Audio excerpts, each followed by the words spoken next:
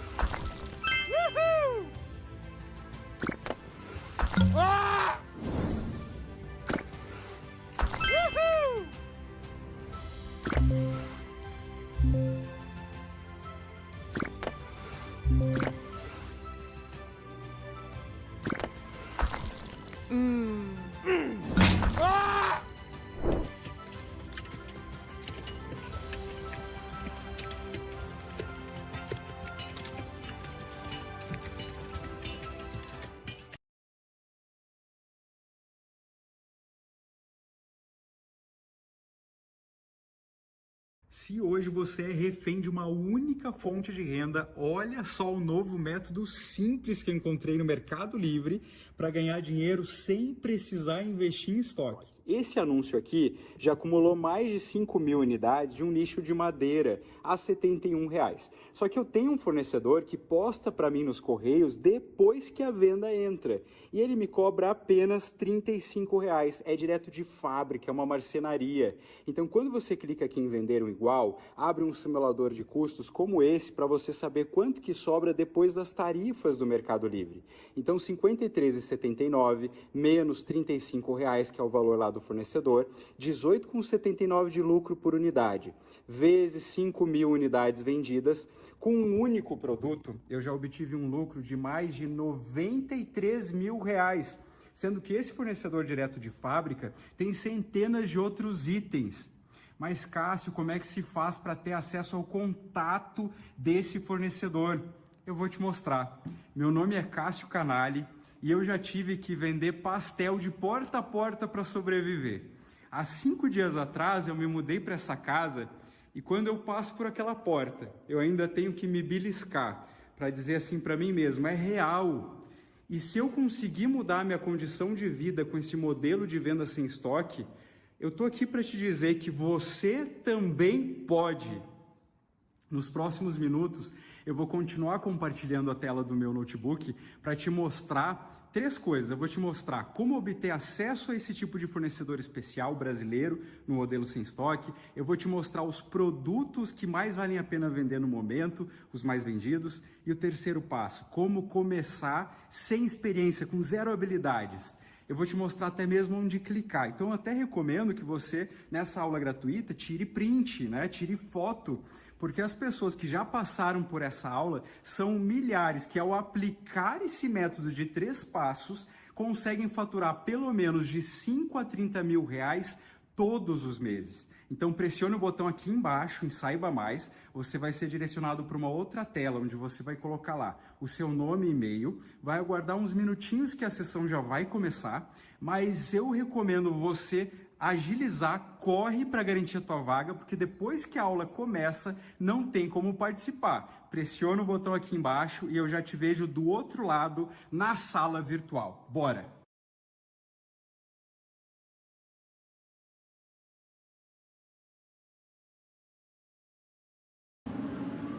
See all these cars, try and spot the Barwell Lambo in the middle of this pack. There it is, you've got the 3 wide in the middle, and I think you're about to see Scholzer get into it. That's where he tried to go for the inside line, and he just lost the back end, trying to squeeze it in. Yeah, the TV camera always flattens it out, but So we're going on board now with Rob Collard, the guy that we know is going off in the wall. So going around turn 5 here, you can see it all kicking off, looking for a space. We know everyone's 3 wide. We've got Schultzer in that yellow Mercedes there on our right. Rob will be pretty happy with his position here. He's going to be trying to follow that other Lamborghini in front. Opens up to him. I think he's going to use a little bit too much curb on the left and also contact with the Mercedes. Oh. And it just bouncing around, doesn't it? Just takes it round, the weight's on the front of the car, and the rear comes around. It's still a big old hit that into the wall. Yeah, it's the slightest love tap, and that's all it takes when you're already trying to make the trajectory of the turn. And that's where it all. Now, where did Schultzer lose it? Was it Schultzer he was side by side with, and is that where the car spat out? No, that's a weird incident for the 87. Ferrari just lost it in the middle of the corner. We've had a lead change in gold. Hoffer has got through. He's got past Ward. He's managed to make the move. So Hoffer, we didn't see it, but he has managed to take the lead. So we have a lead change in the gold class as Hoffer in the ComTU Audi. They've been working it up for quite a while. Winward were dominant in qualifying. ComTU were practically nowhere, and now they have bounced back. They are leading in gold now. There we are, confirmation. Max Hofer, tall Austrian racer, now ahead of Russell Ward, the American in the Winward Racing. Beautiful look. I really like that crisp white and black livery on the 2 Winward cars, but he'd rather it was in the lead of the Gold Cup, but still looking very competitive indeed. Dennis Marshall in second place ahead of Maro Engel. So we've had a change for second place overall. Let's take a replay. We had the white and black Mercedes in second place with Maro Engel. He's got Dennis Marshall up behind him into scene, up in front of him into scene. So he moved ahead up the straight. So he clearly had a fantastic exit from turn 7. 1 hour of racing has now been completed, and we have the first 2 cars covered by 2/3 of a second, and then Maro Engel in 3rd place. He's fallen back a little bit, but look, he's going to get a whole loads of traffic coming out into his path.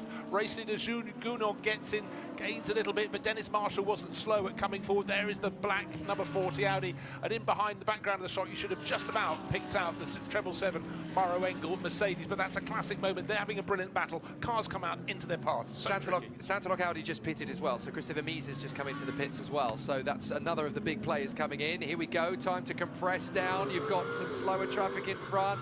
Where are you going to pitch it? If you're Dennis Marshall, you've just got to be hungry. Look for the gap. Go where the gap is. This is going to be quite tricky to negotiate for Jules Gounod. He has to hesitate and wait to get past these 3. Marshall is right on the charge, and he is going to get the maximum effect from this slipstream now, because they've got 2 or 3 slower cars in front of them as well. Wait for it. Here comes the charge from Dennis Marshall. They hold the middle of the road. Jules Gounod trying to shake him off as they come down to senior. They're going to get the side draft as well. This could be the opportunity for Dennis Marshall to take the lead. There's not a lot Jules Gounod can do to fight it. They're going to go door to door. They bang paint. They trade paint as they go up to senior. Brilliant stuff, and Dennis Marshall can't get by just now.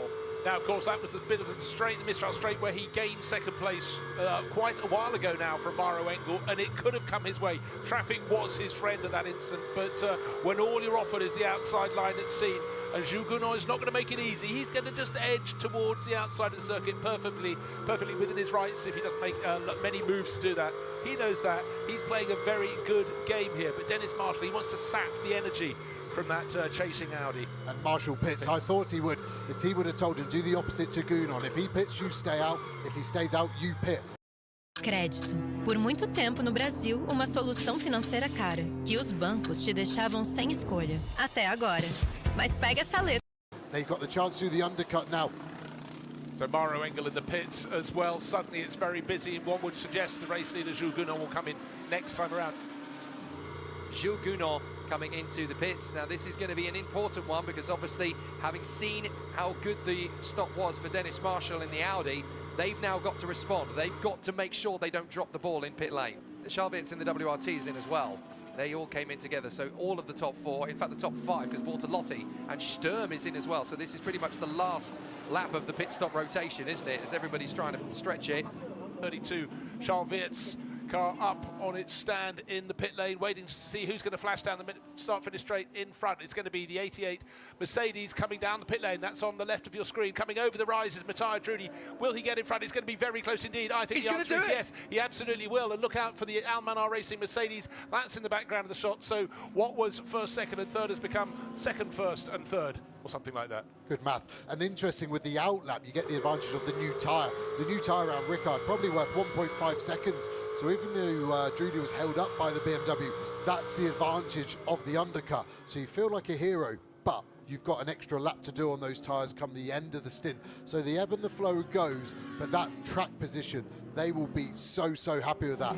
And now what have we got from Gunon? What's he going to respond with as we see such a stark difference in silhouette of car? This BMW, absolute monster of a car versus this quite agile 296, but that has had such a drive down the straight and easily past. It's almost too early. Is it going to give a slipstream back to that Ferrari? It's so much power for Marco Wittmann there, up to P6 now. This is the fantastic battle going on. This is Malikin versus Haupt, dueling away for the lead, and that's what happened to Malikin. Spun the car around, the car that has been leading for quite a long time. Now, the question was, did he fall over or was he pushed?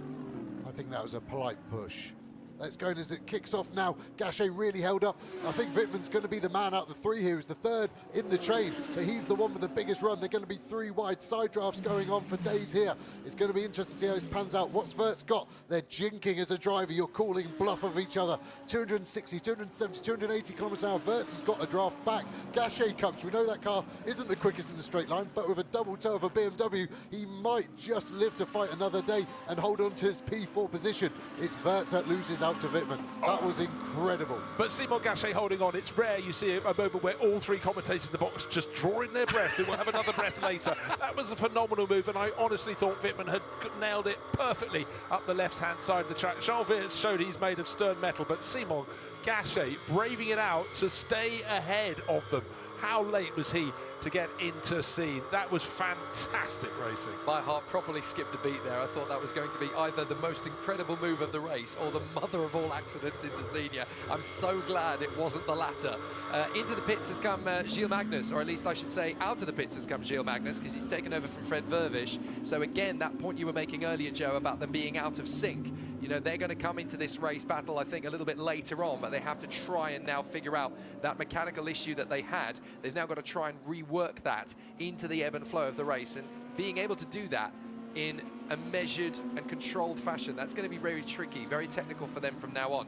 The Ferraris there in 7th and 8th position have just watched, courtesy of the radio, I'm sure, that battle between the three of them play out for 4th position, and they are suddenly thinking, well, you know what, this could actually come back to us. If they keep scrapping, they could come back, and that's why I'm convinced that these Ferraris are not out of the hunt for the podium or even the win yet. I think they've still got an ace up the sleeve.